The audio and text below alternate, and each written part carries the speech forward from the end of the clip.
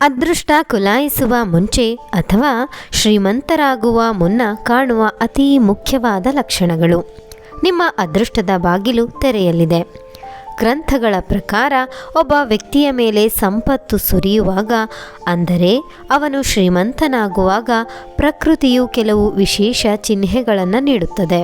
ಶ್ರೀಮಂತಿಕೆಯು ಬರುವ ಮೊದಲು ಈ 21 ಶುಭ ಚಿಹ್ನೆಗಳು ಕಾಣಿಸಿಕೊಳ್ಳಲು ಪ್ರಾರಂಭಿಸುತ್ತವೆ. ಈ ಶುಭ ಚಿಹ್ನೆಗಳನ್ನು ಎಂದಿಗೂ ನಿರ್ಲಕ್ಷಿಸಬೇಡಿ. ಈ ಶುಭ ಚಿಹ್ನೆಗಳು ನಿಮ್ಮ ಜೀವನದಲ್ಲಿ ದೊಡ್ಡ ಬದಲಾವಣೆಗಳು ಸಂಭವಿಸಲಿದೆ ಎಂದು ಸೂಚಿಸುತ್ತದೆ ಮತ್ತು ಲಕ್ಷ್ಮೀದೇವಿಯು ನಿಮ್ಮ ಮನೆಗೆ ಆಗಮಿಸಿದ್ದಾಳೆ ಎಂದರ್ಥ.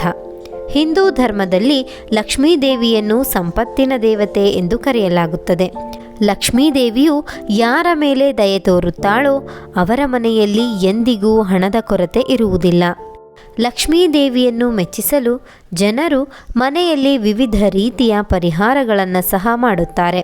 ಲಕ್ಷ್ಮೀದೇವಿಯ ಕೃಪೆಯು ಯಾವ ಮನೆಯಲ್ಲಿ ಇರುತ್ತದೆಯೋ ಅಲ್ಲಿ ಕೆಲವು ಶುಭ ಚಿಹ್ನೆಗಳು ಕಾಣಿಸಿಕೊಳ್ಳುತ್ತವೆ ಎಂಬ ನಂಬಿಕೆಗಳಿವೆ.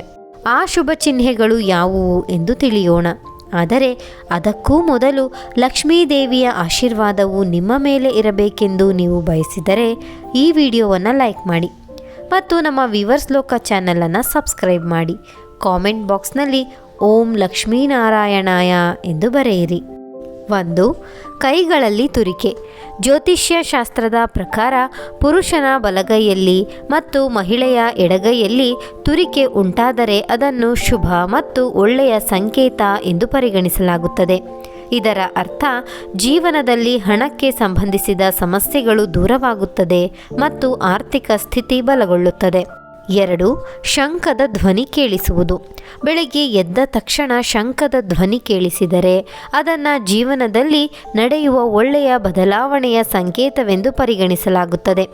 ಈ ಸಂಕೇತವು ನಿಮ್ಮ ಕೆಟ್ಟ ಸಮಯವು ಈಗ ಒಳ್ಳೆಯ ಸಮಯವಾಗಿ ಬದಲಾಗಲಿದೆ ಎಂದು ಸೂಚಿಸುತ್ತದೆ. ಜೊತೆಗೆ ಜೀವನದಲ್ಲಿ ದೊಡ್ಡ ಸಾಧನೆಯೊಂದು ನಿಮ್ಮ ಕೈಗೆ ಸಿಗಬಹುದು. 3. ನಿಮ್ಮ ಮನೆಯಲ್ಲಿ ಇದ್ದಕ್ಕಿದ್ದಂತೆ ಸಾಲಾಗಿ ನಡೆಯುವ ಕಪ್ಪು ಇರುವೆಗಳು ಕಾಣಿಸಿಕೊಂಡು ಅವು ಆಹಾರ ಪದಾರ್ಥಗಳ ಮೇಲೆ ಮುಗಿಬೀಳಲು ನಿಮ್ಮ ಮನೆಯಲ್ಲಿ ಲಕ್ಷ್ಮೀದೇವಿಯು ಪ್ರವೇಶಿಸಿದ್ದಾಳೆ ಎಂದು ಅರ್ಥ ಮಾಡಿಕೊಳ್ಳಿ. ಇದು ಮನೆಯಲ್ಲಿ ಹಣ ಬರುವ ಸಂಕೇತವೂ ಆಗಿರಬಹುದು. 4. ಬೆಳಿಗ್ಗೆ ಹಸು ನಿಮ್ಮ ಬಾಗಿಲಿಗೆ ಬಂದು ಅಂಬೆಗಾಲು ಹಾಕಿದರೆ ಅದನ್ನು ದೇವರ ಆಶೀರ್ವಾದವೆಂದು ಪರಿಗಣಿಸಬೇಕು ಮತ್ತು ಆ ಹಸುವಿಗೆ ರೊಟ್ಟಿ ಅಥವಾ ಪಾಲಕ್ ಸೊಪ್ಪನ್ನು ತಿನ್ನಿಸಿ ಕಳುಹಿಸಬೇಕು. ಇದರ ಅರ್ಥ ಲಕ್ಷ್ಮೀದೇವಿಯೇ ಸ್ವತಃ ನಿಮ್ಮ ಬಾಗಿಲಿಗೆ ಬಂದು ಬಡಿದಿದ್ದಾಳೆ. 5.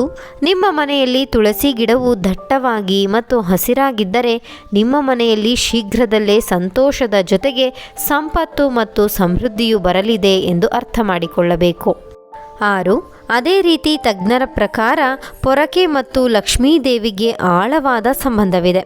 ಆದ್ದರಿಂದ ಬೆಳಿಗ್ಗೆ ನಿಮಗೆ ಯಾರಾದರೂ ಕಸಗುಡಿಸುತ್ತಿರುವುದು ಕಂಡುಬಂದರೆ ನೀವು ಶೀಘ್ರದಲ್ಲೇ ಶ್ರೀಮಂತರಾಗಲಿದ್ದೀರಿ ಎಂದು ಅರ್ಥ ಮಾಡಿಕೊಳ್ಳಿ. ಬೆಳಿಗ್ಗೆ ಮನೆಯಿಂದ ಕಚೇರಿಗೆ ಹೋಗುವಾಗ ಪ್ರತಿದಿನ 5 ದಿನಗಳವರೆಗೆ ಯಾರಾದರೂ ಕಸಗುಡಿಸುತ್ತಿರುವುದನ್ನು ಕಂಡುಬಂದರೆ ನಿಮ್ಮ ಎಲ್ಲ ಕಷ್ಟಗಳು ದೂರಾಗಲಿದೆ ಎಂದು ಅರ್ಥ ಮಾಡಿಕೊಳ್ಳಿ. ಲಕ್ಷ್ಮೀದೇವಿಯ ಕೃಪೆಯು ನಿಮ್ಮ ಮೇಲೆ ಇರಲಿದೆ. ಬೆಳಗ್ಗೆ ಮನೆಯಿಂದ ಹೊರಗೆ ಹಣ ಬಿದ್ದಿರುವುದನ್ನು ಕಂಡುಬಂದರೆ ಅದು ಹಣದ ಆಗಮನದ ಸಂಕೇತವಾಗಿದೆ. ಶೀಘ್ರದಲ್ಲೇ ನಿಮ್ಮ ಬಳಿಯೂ ಹಣ ಬರುತ್ತದೆ.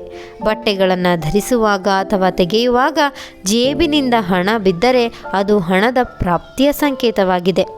8. ನಿಮ್ಮ ಮನೆಯ ಮುಖ್ಯ ದ್ವಾರದ ಹೊರಗೆ ಬಿಳಿ ಎಕ್ಕದ ಗಿಡ ಬೆಳೆದರೆ ಅದು ನೀವು ಶ್ರೀಮಂತರಾಗುವತ್ತ ಸೂಚಿಸುತ್ತದೆ. ಇದು ನಿಮಗೆ ಶುಭ ಸಂಕೇತವಾಗಿದೆ. ಇದರ ಅರ್ಥ ನಿಮ್ಮ ಮನೆಗೆ ಶೀಘ್ರದಲ್ಲೇ ಹಣದ ಆಗಮನವಾಗಲಿದೆ. 9.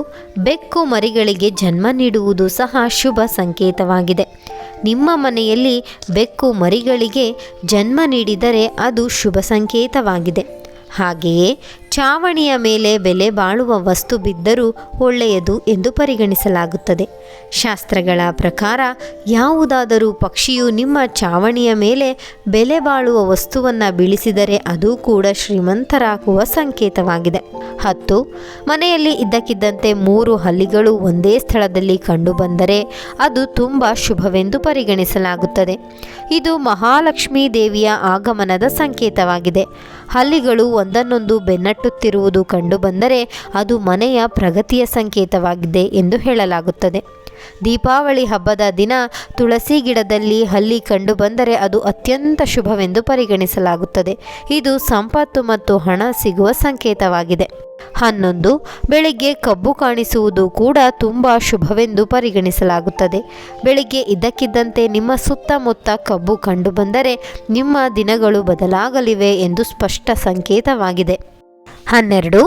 ಲಕ್ಷ್ಮೀದೇವಿಯ ವಾಹನವಾದ ಗೂಬೆಯು ನಿಮ್ಮ ಮನೆಯ ಹೊರಗೆ ಬಹಳ ದಿನಗಳಿಂದ ಕಂಡುಬರುತ್ತಿದ್ದರೆ ನಿಮ್ಮ ಮನೆಗೆ ಮಹಾಲಕ್ಷ್ಮಿಯು ಆಗಮಿಸಿದ್ದಾಳೆ ಎಂದು ಅರ್ಥ ಮಾಡಿಕೊಳ್ಳಿ. ಅಲ್ಲಿಗೆ ಲಕ್ಷ್ಮೀದೇವಿ ಖಂಡಿತವಾಗಿಯೂ ಹೋಗುತ್ತಾಳೆ. ನಿಮ್ಮ ಮನೆಗೆ ಶೀಘ್ರದಲ್ಲೇ ಅಪಾರ ಸಂಪತ್ತು ಸಿಗುತ್ತದೆ. 13. ಕನಸಿನಲ್ಲಿ ಹಳದಿ ಅಥವಾ ಕೆಂಪು ಹೂವುಗಳನ್ನು ನೋಡುವುದು ಸಂಪತ್ತು ಸಿಗುವ ಸಂಕೇತವೆಂದು ಪರಿಗಣಿಸಲಾಗುತ್ತದೆ. ಕನಸಿನಲ್ಲಿ ದೇವಸ್ಥಾನವನ್ನು ನೋಡುವುದು ಕೂಡ ಶುಭವೆಂದು ಪರಿಗಣಿಸಲಾಗುತ್ತದೆ. ಇದು ಸಂಪತ್ತು ಸಿಗುವ ಮತ್ತು ಆಧ್ಯಾತ್ಮಿಕ ಪ್ರಗತಿಯ ಸಂಕೇತವಾಗಿದೆ. ಕನಸಿನಲ್ಲಿ ಕೆಂಪು ಸೀರೆಯಲ್ಲಿ ಮಹಿಳೆಯನ್ನು ನೋಡುವುದು ಲಕ್ಷ್ಮೀದೇವಿಯ ಸಂಕೇತವೆಂದು ಪರಿಗಣಿಸಲಾಗುತ್ತದೆ. ಕನಸಿನಲ್ಲಿ ಎತ್ತರಕ್ಕೆ ಏರುವುದು ಪ್ರಗತಿ ಮತ್ತು ಯಶಸ್ಸಿನ ಸಂಕೇತವೆಂದು ಪರಿಗಣಿಸಲಾಗುತ್ತದೆ. 14. ನೀವು ಯಾವುದಾದರೂ ಕೆಲಸಕ್ಕಾಗಿ ಹೊರಗೆ ಹೋಗುತ್ತಿದ್ದರೆ ಮತ್ತು ದಾರಿಯಲ್ಲಿ ನಾಯಿಯು ತನ್ನ ಬಾಯಿಯಲ್ಲಿ ತಿನ್ನಬಹುದಾದ ಸಸ್ಯಾಹಾರಿ ವಸ್ತು ಅಥವಾ ರೊಟ್ಟಿಯನ್ನು ತರುತ್ತಿರುವುದು ಕಂಡುಬಂದರೆ ಅದು ನಿಮಗೆ ಎಲ್ಲಿಂದಲಾದರೂ ಹಣದ ಲಾಭವಾಗಲಿದೆ ಎಂದು ಸೂಚಿಸುತ್ತದೆ. 15. ಲಕ್ಷ್ಮೀದೇವಿಯ ಕೃಪೆಯು ನಿಮ್ಮ ಮೇಲೆ ಇದ್ದಾಗ ಬ್ರಹ್ಮ ಮುಹೂರ್ತದಲ್ಲೇ ನಿಮ್ಮ ನಿದ್ರೆ ತೆರೆಯಲು ಪ್ರಾರಂಭಿಸುತ್ತದೆ. ನಿಮ್ಮ ದಿನಚರ್ಯ ಸುಧಾರಿಸಲು ಪ್ರಾರಂಭಿಸುತ್ತದೆ ಮತ್ತು ಕ್ರಮೇಣ ಎಲ್ಲ ತೊಂದರೆಗಳು ದೂರವಾಗಲು ಪ್ರಾರಂಭಿಸುತ್ತವೆ. ನಿಮ್ಮ ನಿದ್ರೆಯು ಬೆಳಿಗ್ಗೆ 3 ಗಂಟೆಯಿಂದ 5 ಗಂಟೆಯ ನಡುವೆ ತೆರೆದರೆ ನಿಮ್ಮ ಜೀವನದಿಂದ ದುಃಖದ ಮೋಡಗಳು ದೂರವಾಗಲು ಪ್ರಾರಂಭಿಸುತ್ತವೆ ಮತ್ತು ನಿಮ್ಮ ಕುಟುಂಬದ ಮೇಲೆ ಮಹಾಲಕ್ಷ್ಮಿಯ ಕೃಪೆ ಉಂಟಾಗುತ್ತದೆ ಎಂದು ಶಾಸ್ತ್ರಗಳಲ್ಲಿಯೂ ಹೇಳಲಾಗಿದೆ. 16. ನಿಮ್ಮ ಕನಸಿನಲ್ಲಿ ಗಿಳಿ ಕಂಡುಬಂದರೆ ಅದನ್ನು ಶುಭ ಸಂಕೇತವೆಂದು ಪರಿಗಣಿಸಬೇಕು. ಕನಸಿನಲ್ಲಿ ಗಿಳಿ ಕಾಣಿಸಿಕೊಳ್ಳುವುದು ನಿಮ್ಮ ಆರ್ಥಿಕ ಸಮಸ್ಯೆಗಳು ಶೀಘ್ರದಲ್ಲೇ ದೂರವಾಗಲಿದೆ ಮತ್ತು ಲಕ್ಷ್ಮೀದೇವಿಯ ಕೃಪೆಯು ನಿಮ್ಮ ಮೇಲೆ ಇರಲಿದೆ ಎಂದು ಅರ್ಥೈಸುತ್ತದೆ. ನಿಮಗೆ ಶೀಘ್ರದಲ್ಲೇ ಎಲ್ಲಿಂದಲಾದರೂ ಹಣ ಸಿಗಲಿದೆ.